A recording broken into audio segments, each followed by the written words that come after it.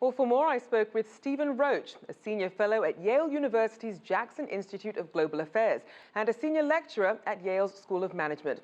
I started by asking him about the current state of China-U.S. economic relations.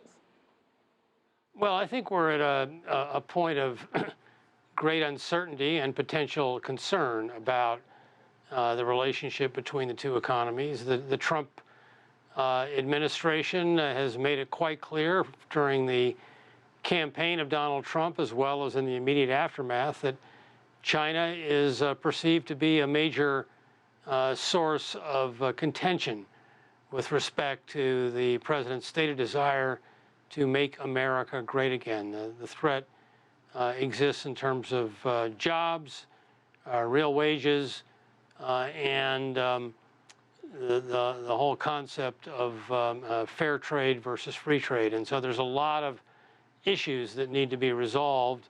There always are between the two countries, but right now it seems to be more disconcerting than has been the case in many, many years. So given Trump's America First policies, how do you see that affecting ties, especially as China lays out its economic roadmap during the two sessions? China's basic strategy, as having been articulated by the Premier's work report in front of the National People's Congress, is largely unaltered from the path that it's been on, addressing some of the tensions and stresses that have emerged in the last few years from excess debt, structural impediments, but underscoring its commitment to staying the course of a transformation to more of a services-driven, consumer-led economy. The subtext, though, is that how will China adjust or adapt this strategy to shifting trends in the global environment, and in particular, intensified pressures from China's largest trading partner, the United States. And there's little in the way of information that can be gleaned between the lines in looking at the results of the National People's Congress in that respect.